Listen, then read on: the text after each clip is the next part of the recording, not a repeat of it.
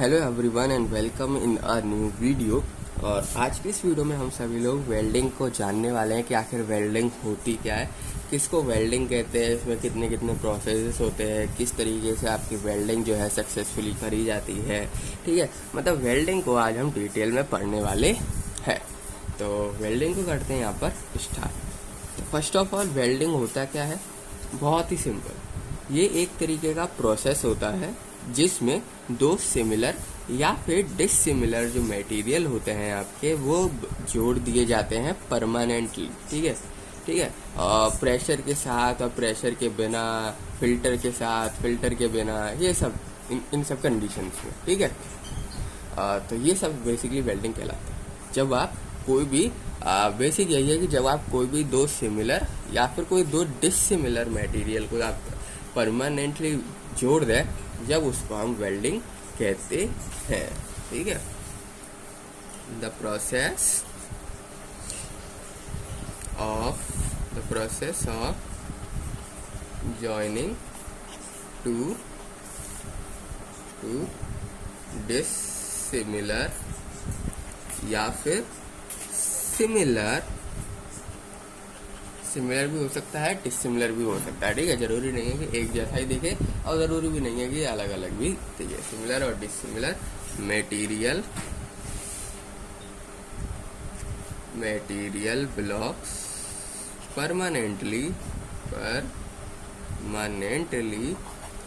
और किसके साथ, without pressure and without using filter material, with और without application of pressure,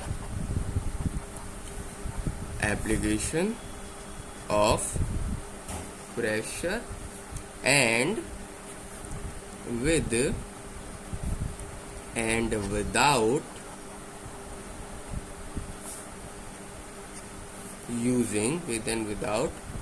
using क्या चीज, फिल्टर मटेरियल,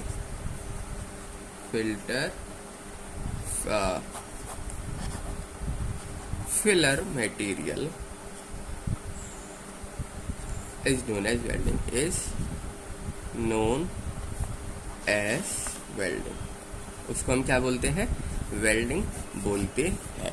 जब भी कोई भी सिमिलर हो कोई भी मटेरियल या फिर डिसिमिलर हो कोई भी मटेरियल, आपको उसको परमानेंटली ज्वाइन करना है। ठीक है, तो आप ज्वाइन कर सकते हैं प्रेशर का जो प्रेशर है उसका यूज़ करके भी और बिना यूज़ करके भी। जो फिलर मटेरियल होते हैं उनका यूज़ करके भी और बिना यूज़ करके भी। ठीक है, तो ये बेसिक वेल्डिंग होती है। अब वेल्डिंग एक तरह की नहीं होती, वेल्डिंग आपकी कई सारे तरीके की होती है। बेसिकली ये 3 तरह की होती है। ठीक है, वेल्डिंग आपकी 3 तरह की होती है। एक को कहते हैं हम सॉलिड वेल्डिंग, एक दूसरे को कहते हैं हम लिक्विड या फिर सॉलिड स्टेट वेल्डिंग। इसको भी सॉलिड बोल देते हैं जनरली, पर होता है वैसे लिक्विड में, तो इसको लिक्विड वेल्डिंग ज़्यादा बोलते हैं।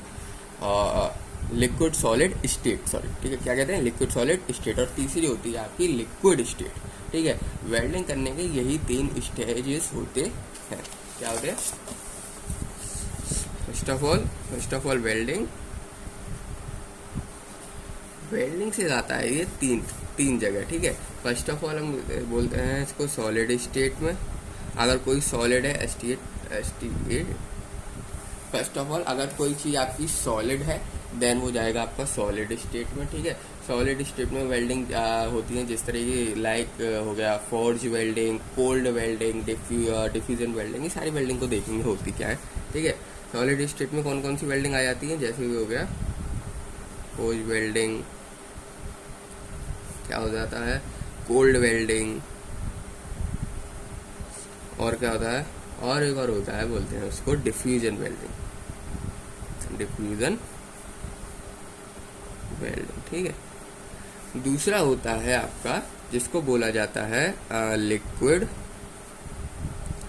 Solid state. यानी कि जो आपका मटेरियल होता है वो basically liquid as well as solid दोनों में होता है। लिक्विड और सॉलिड दोनों में क्या होता है आपका, जो दोनों में ही सिंपली आपका जो मटेरियल है वो लाया करता है। जैसे कि, और इसमें कितनी तरह की वेल्डिंग होती है, इसमें जैसे कि हो गया आपका ब्रेजिंग,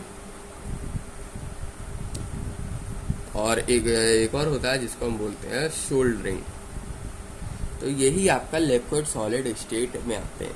लिक्विड सॉलिड स्टेट में खाली ये दो ही आते हैं, सॉलिड स्टेट में ये तीन आते हैं। एंड बचता है लास्ट जब आपका मटेरियल जो है एकदम लिक्विड है, लिक्विड स्टेट में है, लिक्विड स्टेट में है। ठीक है, जो इस वाले में क्या होता है, आपका मटेरियल जो है लिक्विड एंड सॉलिड दोनों स्टेट में होता है, लिक्विड एंड सॉलिड दोनों स्टेट में जो है यहाँ पर लाई करता है।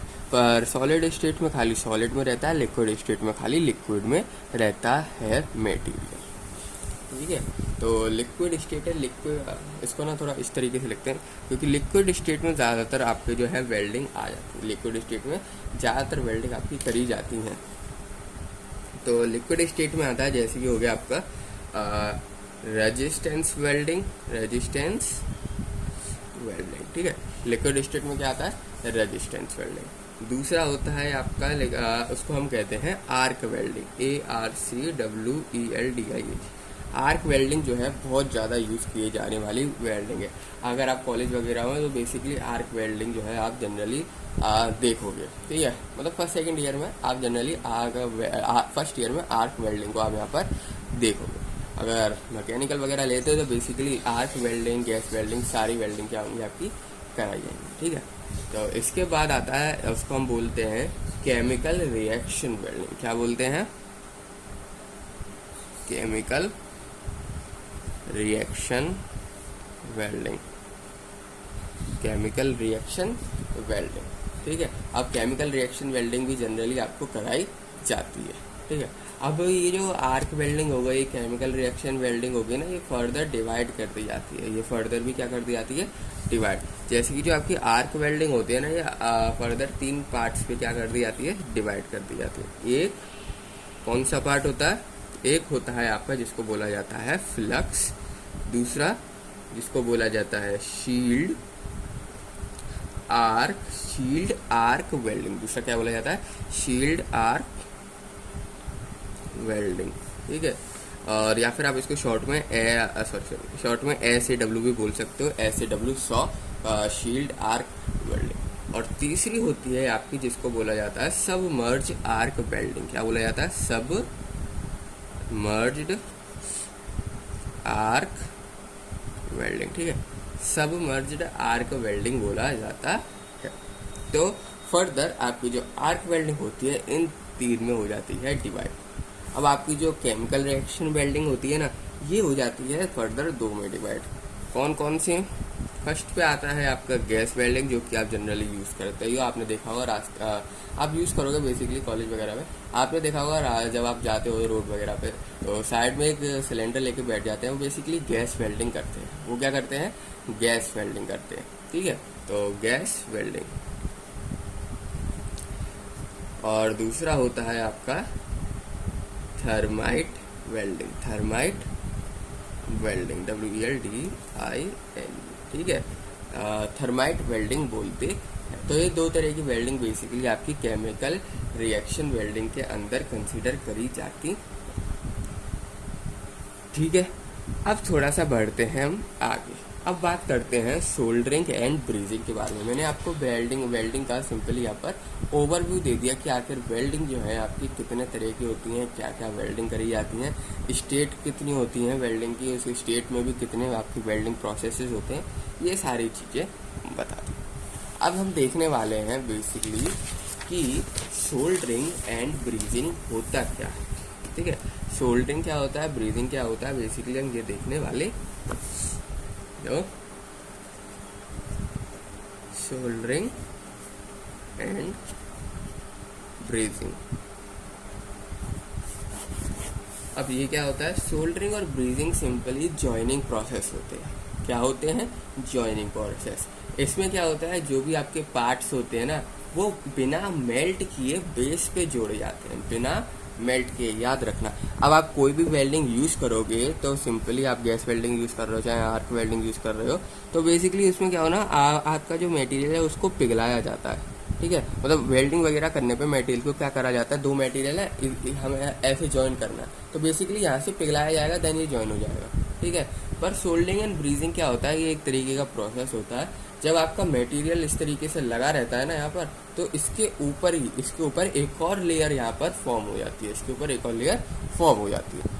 तो ये बेसिकली जॉइन करता है आपके दो पार्ट्स को, और जो इसमें मटेरियल होता है वो बेसिकली चिपकाया जाता है। जो मटेरियल होता है वो क्या होता है, बेसिकली इस तरीके से चिपकाया जाता है। इसके ऊपर एक लेयर फॉर्म करी जाती है, ठीक है। इसके ऊपर क्या की जाती है, लेयर फॉर्म। ये दो मटेरियल है, जॉइन होंगे, देन एक लेयर फॉर्म करी जाएगी, ठीक है। इसको सोल्डरिंग एंड ब्रीजिंग प्रोसेस बोला जाता है, ठीक है। तो ये क्या होता है, soldering and bridging.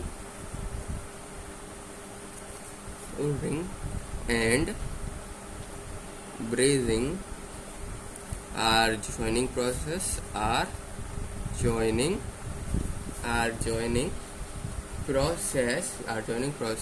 where parts are joined without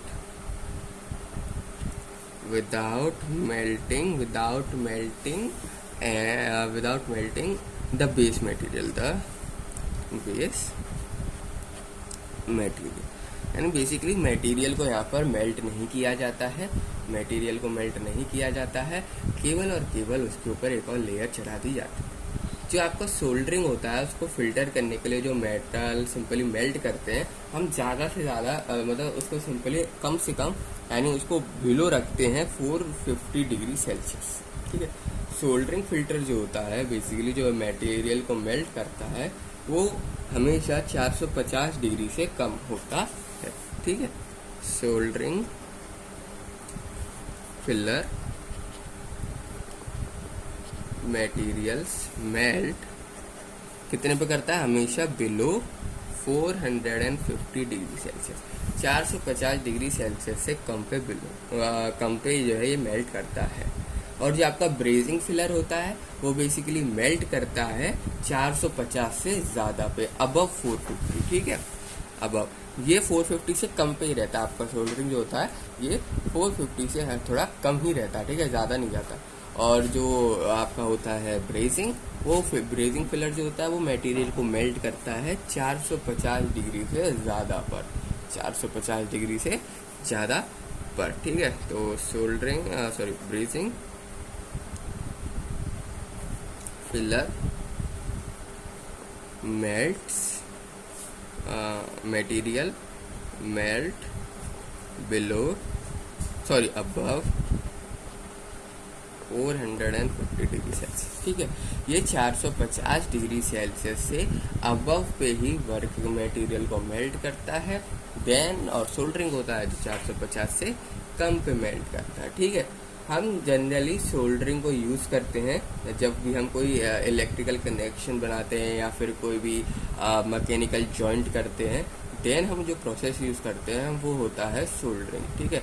soldering commonly use किया जाता है इलेक्ट्रिकल कनेक्शंस के समय और या फिर मैकेनिकल जॉइंट्स के समय, ठीक है। तो जो आपका सोल्डरिंग होता है ये commonly used for electrical connection में या फिर और मैकेनिकल जॉइंट मैकेनिकल जॉइंट, ठीक है। तो जब भी आपको इलेक्ट्रिकल कनेक्शन बेसिकली देख रहे हो या फिर मैकेनिकल जॉइंट्स वगैरह मतलब जॉइंट्स वगैरह देख रहे हो तो बेसिकली वहाँ पर सोल्डरिंग प्रोसेस यूज़ किया जाता है। और अदर हैंड जो आपका ब्रेजिंग होता है ये केवल और केवल यूज़ किया जाता है मैकेनिकल जॉइंट जिसमें आपका हाई टेम्परेचर इन्वॉल्व हो। किसके साथ यूज़ किया जाता है, केवल और केवल मैकेनिकल जॉइंट के साथ यूज़ किया जाता है। वो भी मैकेनिकल जॉइंट पे भी कहाँ पर, जब आपका टेम्परेचर जो है वो हाईली टेम्परेचर इन्वॉल्व हो। मतलब टेम्परेचर मैंने आपको बताया ना ये हमेशा काम किस पे करता है, जब टेम्परेचर आपका 450 डिग्री से ज़्यादा हो, 450 डिग्री सेल्सियस से ज़्यादा हो जब ये काम करता है। तो ये मैकेनिकल जॉइंट्स बनाता है सिंपली जहाँ पर आपका हाई टेम्परेचर इन्वॉल्व होता है। तो जो आपका ब्रीजिंग होता है is only used for is only used for mechanical joints, but brazing is only used joint mechanical joint, आप इसमें इस तरीके से mechanical joint due to the high temperature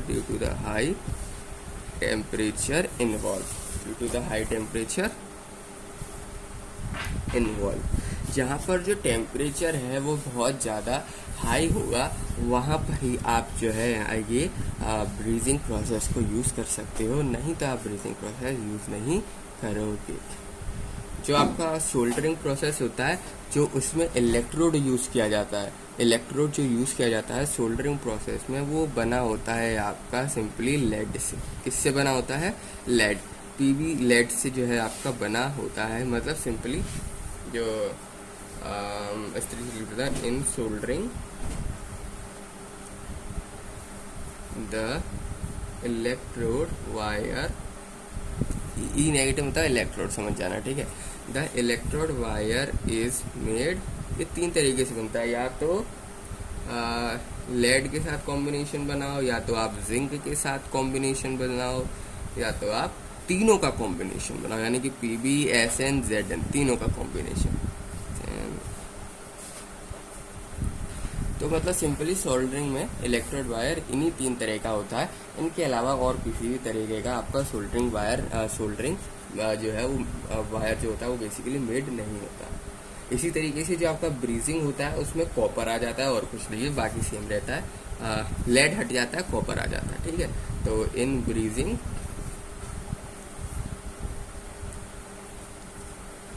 the electrode is made of, simply Cu आ जाता है, copper आ जाता है, बाकी सारी चीज़ें जो है आपकी सेम रहती है। तो इससे बनता है। और भी तरीके हैं ब्रीजिंग के लिए, तो पर जब आपका सोल्डरिंग होता है उसके खाली तीन ही तरीके होते हैं सोल्डरिंग वायर को यहाँ पर बनाने के लिए। और बाकी अगर आपको ब्रीजिंग वगैरह करनी है तो उसके आपके 2 से ज़्यादा तरीके मौजूद होते हैं, ठीक है। तो इस तरीके से बेसिकली आप जो है सोल्डरिंग क्या होता है, ब्रीजिंग क्या होता है यहाँ पर जानते हैं। अब हम कुछ आर्क वेल्डिंग के बारे में बात करेंगे। किसके बारे में? हम कुछ प्रिंसिपल्स के बारे में यहाँ पर बात करेंगे आर्क वेल्डिंग की, यानी कि आर्क वेल्डिंग में क्या क्या ज़रूरत होता है बेसिकली वो देखेंगे। अब बढ़ते हैं हम नेक्स्ट पे, सिंपली नेक्स्ट देखते हैं जिसको हम कहेंगे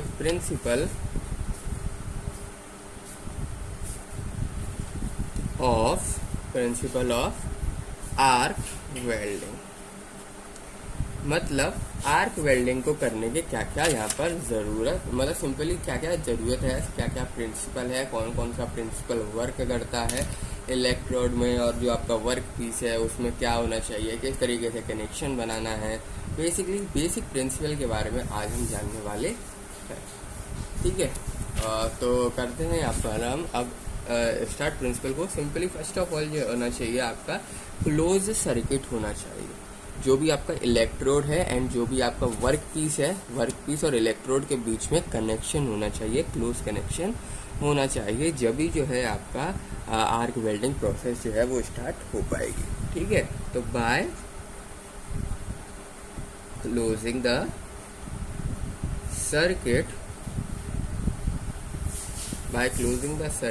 between electrode and workpiece,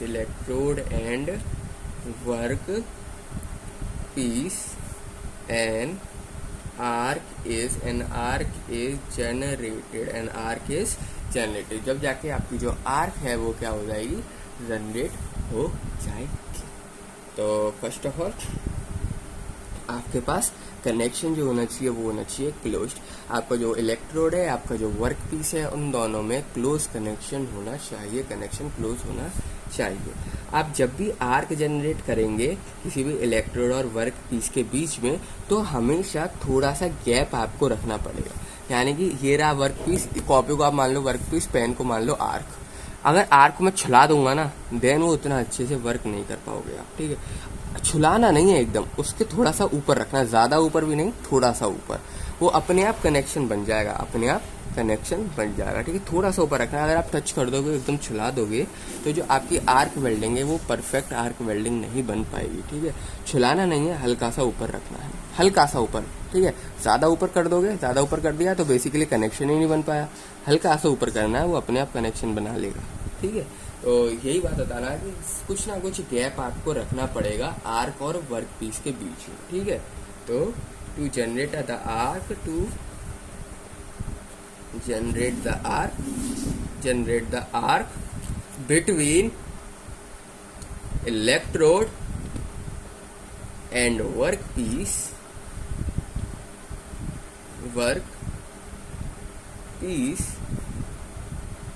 some gap is required।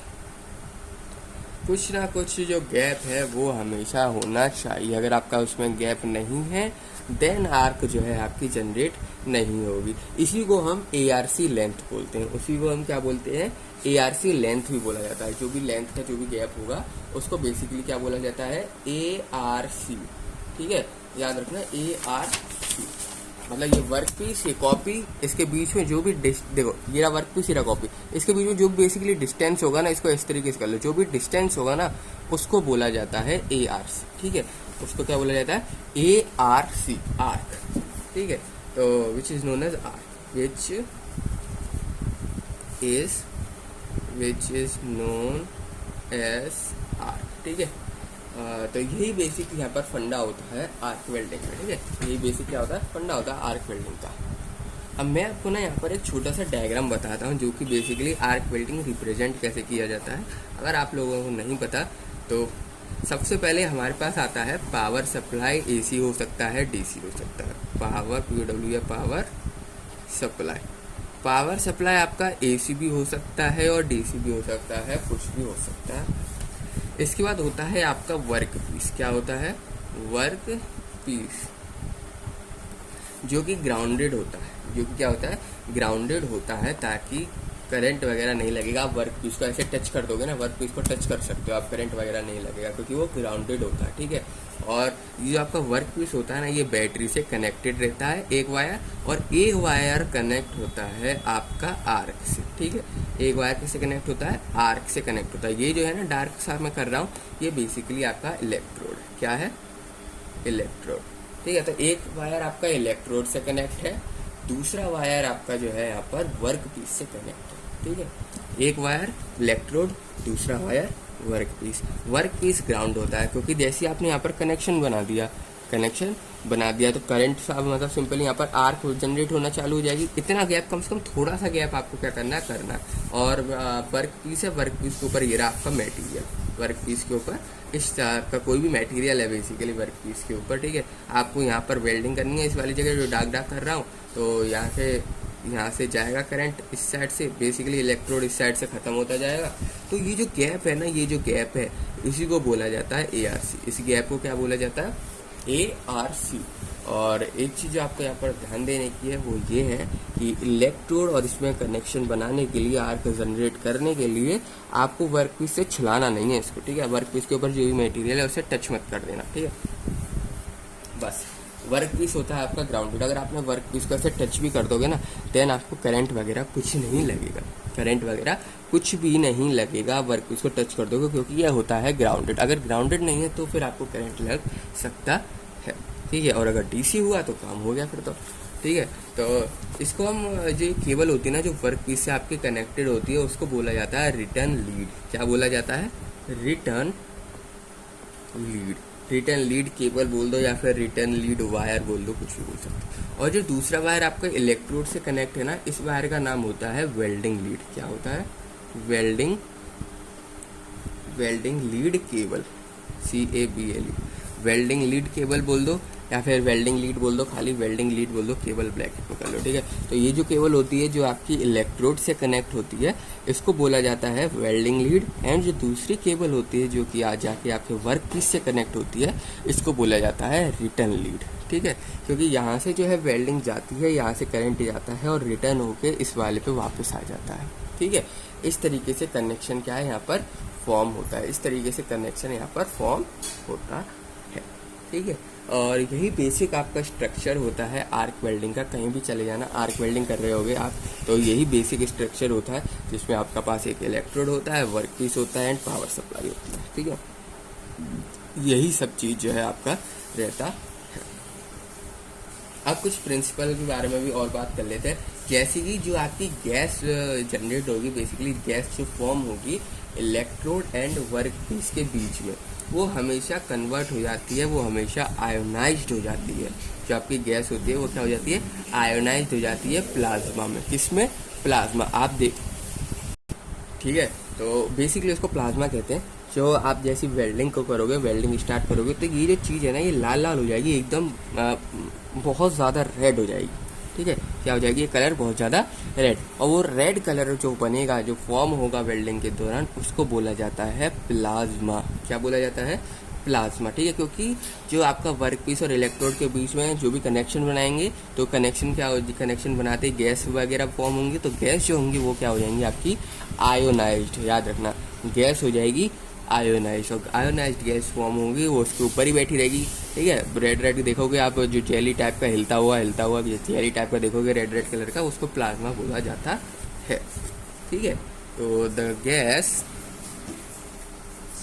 Between electrode and workpiece get converted into ionized gas। किस में कन्वर्ट हो जाती है,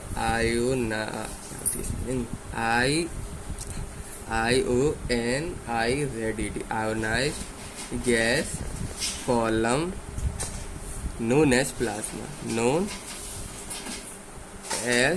PLA, इसको कैपिटल में लिख देता हूँ, PLASMA, जिसको क्या बोला जाता है, प्लाज्मा बोला जाता है, ठीक है। ये सिंपली कंडक्ट करता है इलेक्ट्रिसिटी को, और आपका जो इलेक्ट्रॉन है उसको मूव करने में मदद करता है कैथोड से एनोड तक। ये कंडक्ट करता है इलेक्ट्रिसिटी, एंड जो आपका आयंस वगैरह होते हैं, सिंपली इलेक्ट्रॉन्स वगैरह होते हैं, वो बेसिकली मूव कर सकते हैं। क्या कर सकते हैं, मूव कर सकते हैं कैथोड टू एनोड, ठीक है। तो it is conductor of electricity,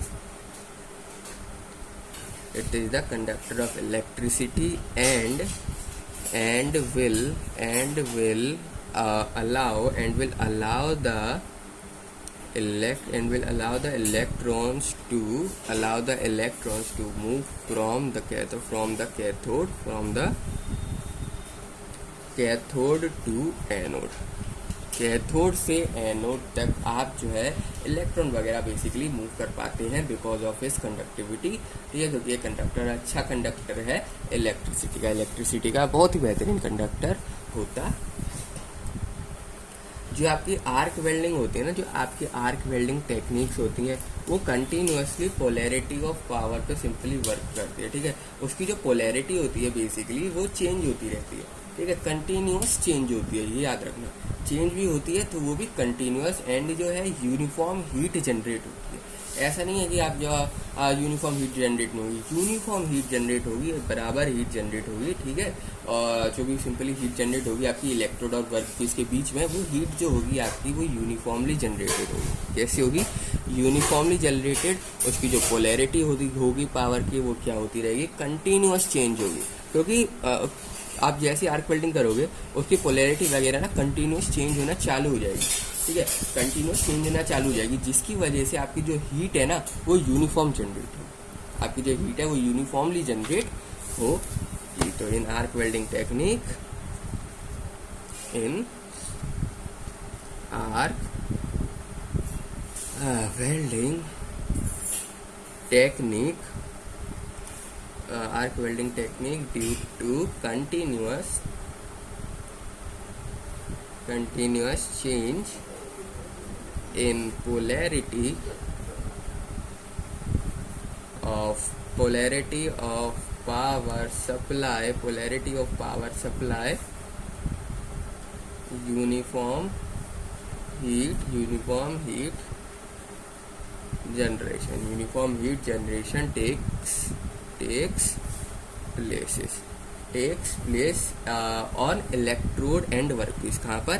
on electrode and workpiece. On electrode and work piece, जो आपका बेसिकली आर्क टेक्निक होती है जो भी हम जनरेट करते हैं, जिसकी वजह से पोलैरिटी में कंटिन्यूस चेंज आता है. पोलैरिटी में कंटिन्यूस चेंज आने की वजह से हीट जनरेट होती है, और जो हीट यहाँ पर जनरेट होती है वो बेसिकली यूनिफॉर्मली होती है. मतलब ऐसा नहीं है कि कहीं ज़्यादा कहीं कम आपको देखने को मिलेगी. अगर आपको हीट वगैरह ज़्यादा प्रोड्यूस करनी है, मोर हीट चाहिए आपको वर्क पीस पे जनरेट करनी है ज़्यादा हीट, तो आपको डीसी आर्क वेल्डिंग को क्या करना होगा? यूज़ करना होगा. कौन सी वेल्डिंग को? DC arc welding in a given specification, in a given specific application. कुछ आपको मतलब ऐसा दिया है कि भैया हीट ज़्यादा तेज करने की कोई ज़रूरत आनी पड़ी आपको, यहाँ पर आपको जो है वर्क पीस में हीट ज़्यादा जनरेट करानी है. ठीक है, इसलिए बोला जाता है स्पेसिफिक एप्लीकेशन. ठीक है, स्पेसिफिक एप्लीकेशन. एक प्रोजेक्ट दे दिया कि आपको हीट जनरेट करनी है ज़्यादा वर्क पीस में, तो in order to generate more heat on work piece, तो आप क्या यूज़ करोगे? DC arc welding. आप क्या यूज़ करोगे? डीसी आर्क वेल्डिंग का जो है आपको यूज़ करना पड़ेगा. डीसी आर्क वेल्डिंग को आपको यूज़ करना पड़ेगा. अब जो आपकी डीसी आर्क वेल्डिंग होती है ना, ये भी दो तरह की होती है भाई. पोलैरिटी के बेस पे देखें तो ये दो तरह की होती है.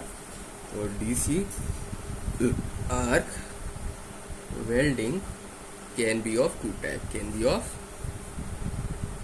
Two types.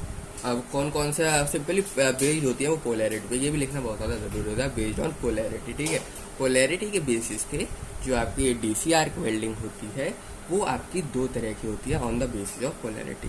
First of all आती है हमारी स्ट्रेट पोलैरिटी, देन सेकंड होती है हमारी रिवर्स पोलैरिटी. फर्स्ट क्या होती है हमारी स्ट्रेट पोलैरिटी, और सेकंड होती है हमारी रिवर्स पोलैरिटी. ठीक है, straight polarity and reverse polarity. अब स्ट्रेट पोलैरिटी और रिवर्स पोलैरिटी में डिफरेंस क्या होता है बेसिकली वो देख लेते हैं हम यहाँ पर. ठीक है, दोनों के बारे में थोड़ा बहुत हमको पता भी होना चाहिए. तो फर्स्ट ऑफ ऑल हम बात करते हैं स्ट्रेट की, देन हम बात करेंगे, स्ट्रेट की बात कर लेते हैं, देन हम बात करेंगे रिवर्स की. ठीक है, रिवर्स और पोलैरिटी लिख लेना. ठीक है, polarity. First of all consider करते हैं हम स्ट्रेट पोलैरिटी. स्ट्रेट पोलैरिटी में क्या होता है? जो आपका वर्क पीस होता है उसको हम कंसीडर करते हैं पॉजिटिव. ये जो मैंने आपको वर्क पीस बनाया ना, इसको कंसीडर किया जाता है पॉजिटिव. एंड जो आपका इलेक्ट्रोड होता है इसको कंसीडर किया जाता है नेगेटिव. ठीक है, तो स्ट्रेट पोलैरिटी में जो आपका वर्क पीस होता है, वो होता है आपका पॉजिटिव, और जो आपका इलेक्ट्रोड होता है वो होता है negative. Electrode negative, work piece positive. और रिवर्स वाले में जस्ट इसका उल्टा होता है. ठीक है, जस्ट अपोजिट लिख देता हूँ, जस्ट अपोजिट, जिसमें वर्क पीस को जो है जिसमें वर्क पीस को जो है यहाँ पर बेसिकली नेगेटिव कंसीडर किया जाता है एंड इलेक्ट्रोड को पॉजिटिव कंसीडर किया जाता है रिवर्स के अंदर. ठीक है, अब दूसरा पॉइंट, स्ट्रेट पोलैरिटी में आपकी हीट जनरेशन ज़्यादा होती है. ठीक है, मोर हीट जो है आपकी जनरेट होती है. कहाँ पर हीट भी जनरेट होती है? तो जनरेट होती है कहाँ पर?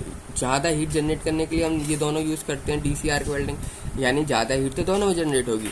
पर जो आपका स्ट्रेट पोलैरिटी होती है ना, इसमें जो मोर हीट जनरेट होती है वो बेसिकली होती है आपके वर्क पीस पे.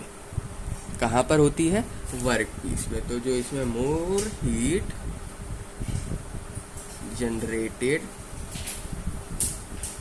ऑन वर्क पीस, इसमें भी मोर हीट जनरेट होती है. इसमें भी क्या होती है? मोर हीट जनरेटेड भाई है तो दोनों डीसी आर्क वेल्डिंग, और डीसी जब भी यूज़ करते हैं जब हमको हीट ज़्यादा प्रोड्यूस करनी हो, तो इसमें भी मोर हीट जनरेट होती है, पर होती है ये इलेक्ट्रोड में। ठीक है, दोनों में डिफरेंस पता चल गया। एक होता है वर्क पीस में ज़्यादा हीट जनरेट, एक होता है दूसरा जो हीट जनरेट होती है वो बेसिकली होती है इलेक्ट्रोड।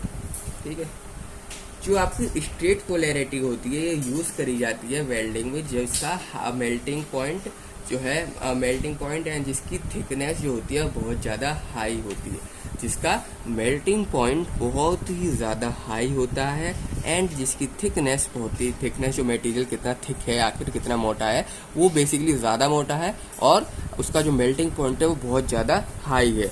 तो देन हम यूज़ करते हैं स्ट्रेट पोलैरिटी। देन हम क्या यूज़ करते हैं? स्ट्रेट पोलैरिटी, तो used for welding of high welding for high melting point, high MELT यानी high melting point and high thickness THICKNESS thickness material. ये बस इसका उल्टा ही है, ये यूज़ किया जाता है जब फॉर वेल्डिंग के लिए तो दोनों यूज़ किए जाते हैं। ठीक है, पर इसका लो मेल्टिंग पॉइंट होना चाहिए, लो मेल्टिंग पॉइंट एंड जो मटेरियल की थिकनेस है वो भी बहुत ज़्यादा कम होनी चाहिए, तो लो थिकनेस मटेरियल। ठीक है, थिकनेस और मेल्टिंग पॉइंट इसमें ज़्यादा होता है और पर रिवर्स वाले में थिकनेस और मेल्टिंग पॉइंट आपकी कम होती है। जो डेप्थ होती है पेनिट्रेशन की, मतलब जैसे कि आप पेनिट्रेट कर रहे हो तो जो उसकी डेप्थ होगी वो बहुत ज़्यादा होती है, मैक्सिमम होती है। ठीक है, स्ट्रेट पोलैरिटी में जो आपकी डेप्थ होती है वो क्या होती है? ज़्यादा होती है। तो इसमें जो डेप्थ होती है, depth of penetration is maximum. Penetration की जो डेप्थ होती है वो होती है मैक्सिमम डेप्थ, और जो डेप्थ होती है आपकी इसमें पेनिट्रेट करने की रिवर्स में तो वो बहुत ज़्यादा कम होती है। Depth of penetration is low या फिर इज मिनिमम। पेनिट्रेशन की डेप्थ रिवर्स में क्या होती है? मिनिमम होती है। अब इसका जो डिपोर्शन रेट होता है वो बहुत ज़्यादा कम होता है, लेस वेल्ड डिपोर्शन रेट बोलते हैं हम। क्या बोलते हैं? Less weld deposition rate. और इसका हाई वेल्ड डिपोजिशन रेट होता है। ठीक है, इसका क्या होता है? High weld deposition rate. ठीक है, हाई वेल्ड डिपोजिशन रेट। अब जो आपकी आर्क वेल्डिंग होती है ये मैंने आपको बताया था क्लासिफाई करी जाती है कई सारे टर्म्स में। उसको थोड़ा सा और यहाँ पर देख लेते हैं। यानी कि अब हम बात करने वाले हैं classification of arc welding. Arc welding को बेसिक शब्दों में कहूँ तो क्लासिफाई करने वाले हैं। तो आर्क वेल्डिंग तो बेसिकली 5 तरह की होती है। कौन कौन से? सबसे पहले आता है आपका shielded metal arc welding, shielded metal arc welding, जिसको शॉर्ट में हम लोग बोल देते हैं SMAW। पहला अक्षर ले लिया। ठीक है, एक और होता है जिसको बोलते हैं TIG वेल्डिंग, जो कि शायद मैंने आपको उसमें नहीं बताया था। ठीक है, जो मैंने अभी ग्राफ बताया था ना आपको, ग्राफ वगैरह सिंपली उसमें नहीं बताया था। क्या होता है? TIG welding. और एक और होता है जिसको बोला जाता है मिग वेल्डिंग। ठीक है, टिग वेल्डिंग, मिग वेल्डिंग। ठीक है, और क्या होता है? Plasma arc welding. क्या होता है? प्लाज्मा आर्क वेल्डिंग, और इसको PAW भी बोला जाता है। और एक लास्ट होता है जिसको बोलते हैं सबमर्ज्ड आर्क वेल्डिंग, जिसको बोला जाता है SAW, सबमर्ज आर्क वेल्डिंग। तो जो आपकी आर्क वेल्डिंग होती है बेसिकली यही 5 में क्लासिफाइड होती है। ठीक है, shield metal arc welding, TIG welding, MiG welding, plasma arc welding and submerge arc welding. ठीक है, यही तरह की होती है। अब इसको थोड़ा सा यहाँ पर हम जो है वेल्डिंग की टर्मिनोलॉजी के बारे में आपको बता दो। ये वेल्डिंग इनको डिटेल में नहीं पढ़ेंगे। ठीक है, वेल्डिंग की जो कुछ टर्मिनोलॉजी होती है, मतलब कि जॉइंट आप बना रहे हो तो जॉइंट भी आपके कई तरह के होंगे। यानी कि जो टर्मिनोलॉजी यूज़ करी जाएगी वेल्डिंग में उसको देखो। यानी कि हम बात कर रहे हैं वेल्डिंग की टर्मिनोलॉजी के बारे में, वेल्डिंग की टर्मिनोलॉजी के बारे में। तो सबसे पहले आता है इसमें जॉइंट कर रहे हैं हम, तो जॉइंट आखिर होता कैसे है वो देखते हैं। तो सबसे पहले आपका आता है टाइप्स ऑफ वेल्ड जॉइंट्स। क्या आता है? Types of weld joints. तो एक होता है आपका बट जॉइंट। क्या होता है? Butt joint. दूसरा होता है आपका लैप जॉइंट। क्या होता है? Lap joint. देन आता है टी जॉइंट। मतलब सीक्वेंस कुछ नहीं है, ठीक है, सीक्वेंस नहीं है, बस नाम है, आपको नाम बता चुका। और लास्ट होता है आपका फिलेट जॉइंट। तो यही बेसिक 4 तरह की जॉइंट है। जो बट जॉइंट होता है, लैप जॉइंट होता है, टी जॉइंट होता है, फिलेट जॉइंट होता है। अब जो आपका बट जॉइंट होता है ना, ये सिंपली ऐसा है, ये एक वर्क पीस मान लो मेरा हाथ ये वाला, एंड एक ये वाला हाथ मेरा वर्क पीस मान लो। तो बट जॉइंट क्या होता है? इस तरीके से जुड़ गया, इस तरीके से, ठीक है, मतलब कि साइड बाय साइड जोड़ देते हैं। कैसे जोड़ते हैं? Side by side. देखो मैं डायग्राम बनाने की कोशिश करता हूँ। इस तरीके से एक वर्क पीस ये रहा, एक वर्क पीस ये रहा, तो ये बीच में वेल्डिंग हो रखी है, ठीक है। तो ठीक है, इस तरीके से आप क्या है यहाँ पर जॉइंट कर सकते हो। दूसरा होता है लैप जॉइंट। अब लैप जॉइंट क्या होता है? लैप जॉइंट बहुत आसान है। ये वाला वर्क पीस, ये वर्क पीस, एक के ऊपर एक के ऊपर एक, चाहे इसके ऊपर रख लो, इसके ऊपर रख लो, ठीक है। लैप जॉइंट होता है क्या? बेसिकली उसके ऊपर रख दिया जाता है, ठीक है। तो इसको बनाने की कोशिश करता हूँ लैप जॉइंट को। तो कुछ किस तरीके से, शायद इस तरीके, देखो ये ना इसके ऊपर होता है बेसिकली, ठीक है, समझ जाना है। यहाँ पर ये क्या होता है? इसके ऊपर कंसीडर किया जाता है, इस तरीके से, ठीक है।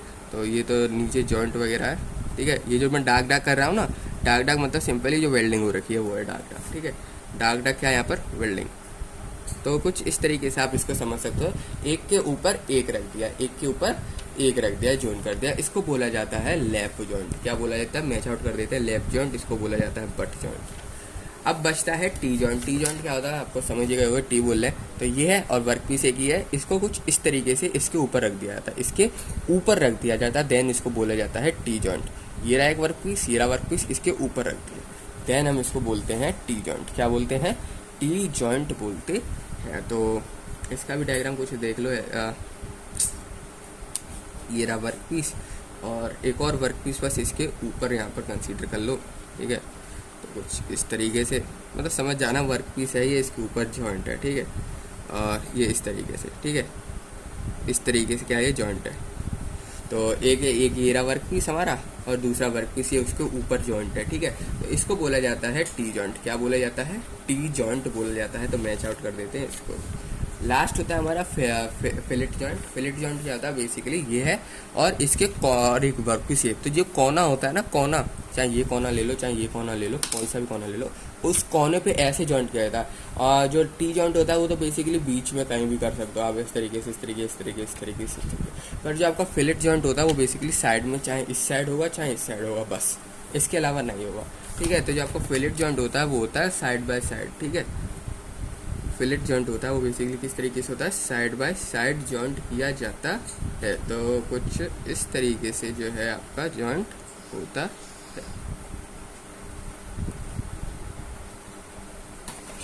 तो इस तरीके से आपका बेसिकली जॉइंट बनाया जाता है। देख सकते हो साइड में यहाँ पर क्या है? जॉइंट है। किस तरीके से? साइड में जो है जॉइंट है। ये वाला जो वर्क पीस है, ये वाला जो वर्क पीस है बेसिकली साइड से जॉइंट है। तो इसको बोला जाता है फिलेट जॉइंट। क्या बोला जाता है? फिलेट जॉइंट बोला जाता है। इसके बाद आता है जिसको हम बोलते हैं वेल्डिंग पूल। क्या बोलते हैं? Welding pool. Welding POOL। अब ये वेल्डिंग पूल क्या वाला है? तो वेल्डिंग पूल सिंपली वो लिक्विड जो कि वर्क पीस के बीच में, सिंपली वर्क पीस के बीच में सॉलिडिफाई हो गया है। वर्क पीस जो है बेसिकली आप जैसे ही जॉइंट करोगे तो ये जो लिक्विड है ये क्या होगा? सॉलिडिफाई हो जाएगा ना। जो डार्क मैंने लिक्विड बना रखा है, यहाँ पर आपने वेल्डिंग करी, वेल्डिंग से क्या हुआ? हाई टेम्परेचर, जिसकी वजह से लिक्विड फ्लो होने लगा, प्लाज्मा यहाँ पर जनरेट हो गया। प्लाज्मा यहाँ पर सूखने के बाद सॉलिडिफाई हो जाएगा, देन उसको हम बोलते हैं वेल्ड पूल। क्या बोला जाता है? वेल्ड पूल बोला जाता है। अमाउंट, तो इसको सिंपली इस तरीके से डिफाइन कर लो, amount of liquid metal between the two workpiece before solidification, DIFICATI1, before solidification of the joint is known as work pool, is known as weld pool. क्या बोला जाता है इसको? वेल्ड पूल बोला जाता है। वेल्ड पूल के बारे में हमने जान लिया। अब जो एक होता है वेल्ड पूल के अलावा वेल्ड पूल होता है ये, ठीक है, याद रखना है, जो जॉइंट होने के बाद सूख जाता है सॉलिड।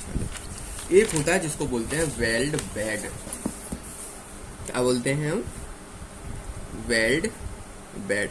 अभी वेल्ड बेड क्या होता है? ये simply amount of welding material होता है। सिंपली जो वेल्डिंग मटेरियल होता है, कितना है वेल्डिंग मटेरियल जो कि हमने ऐड किया है जॉइंट के समय सिंगल पास वेल्डिंग, ठीक है। मतलब सिंपली जॉइंट के समय जो हमने यूज किया है, जॉइंट के समय जो भी हमने वेल्डिंग मटेरियल यूज किया है, वेल्डिंग मटेरियल ये रहा। अब जॉइंट के सामने हमने इसका यूज किया, इसके ऊपर रख के चिपका दिया, यहाँ से चिपका दिया वेल्डिंग मटेरियल का, ये मेटल लाया वेल्ड बेड, एंड देन उसको जोड़ने के काम लगा लिया। तो बेसिकली वेल्ड बेड क्या होता है? वो मटेरियल होता है वेल्डिंग का जो कि आपका ऐड किया जाता है जॉइनिंग के समय, जो कि जॉइनिंग के समय आपका क्या किया जाता है? ऐड किया जाता है, उसको बोला जाता है वेल्ड बेड, ठीक है। यानी कि the amount of welding material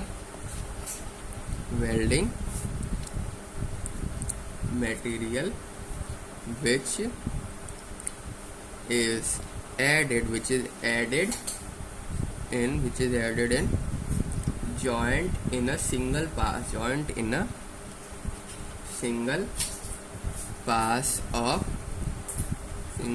of welding is known as weld bed, is known as WELD, weld bed। क्या बोला जाता है उसको? वेल्ड बेड बोला जाता। एक होता है जिसको बोलते हैं हम रेन फोरकास्टमेंट। क्या बोलते हैं? रेन फोरकास्टमेंट। अब ये रेन फोरकास्टमेंट क्या होता है? रेन फोरकास्टमेंट तो ये बेसिकली अमाउंट ऑफ मटेरियल होता है। बेसिकली ये भी वही होता है सिंपली जो कि प्रोजेक्ट किया जाता है वर्क पीस के सरफेस पे, ठीक है। कहाँ पर रखा जाता है?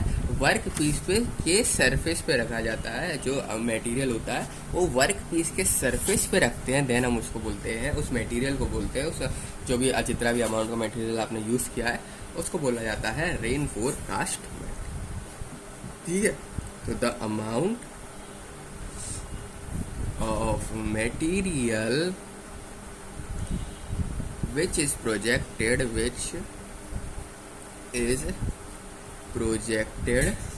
on the surface of the piece, on the surface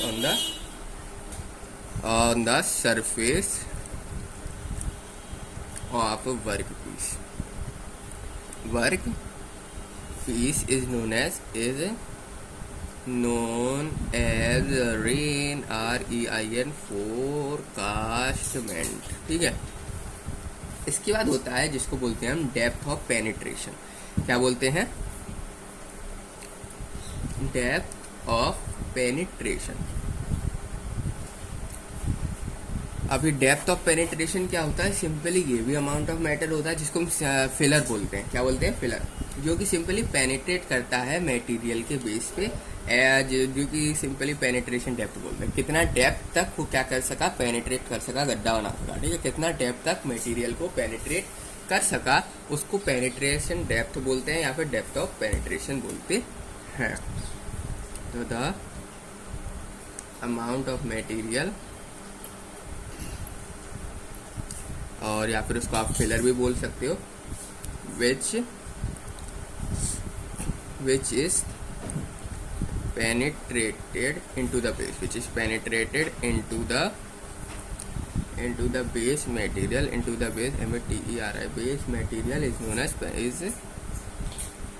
known as penetration depth या फिर penetration and depth और बेसिकली पेनिट्रेशन और डेप्थ बोलते हैं, जिसको हम बोलते हैं पेनिट्रेशन डेप्थ एंगल। ठीक है, पेनिट्रेशन डेप्थ बोल दो, चाहे आप इसको पेनिट्रेशन एंड डेप्थ बोल दो, चाहे तो आप इसको डेप्थ ऑफ पेनिट्रेशन बोल दो, मतलब कितना वो अंदर तक पेनिट्रेट कर सका मटेरियल को, उसको बोला जाता है यहाँ पर डेप्थ ऑफ पेनिट्रेशन। इसके बाद आता है थ्रोट। थ्रोट क्या होता है? THROAT, throat. अब ये थ्रोट क्या होता है? ये वीकेस्ट पॉइंट होता है किसी भी वेल्डिंग जॉइंट का। किसी भी वेल्डिंग जॉइंट का जो वीकेस्ट पॉइंट होता है उसको हम थ्रोट कहते हैं। तो it is the weakest point, it is the weakest point of the weld joint, of the weld joint. Weld joint का बहुत ही वीकेस्ट पॉइंट, जिसको हम बोलते हैं थ्रोट। क्या बोलते हैं? थ्रोट बोलते हैं। ठीक है, तो इस वीडियो में इतना ही। मिलते हैं आप सभी लोगों से नेक्स्ट वीडियो में, और आई होप आप सभी को यहाँ पर पूरा क्लियर हो गया होगा वेल्डिंग वगैरह होता क्या है। तो इस वीडियो में इतना ही, मिलते हैं आप सभी लोगों से नेक्स्ट वीडियो में।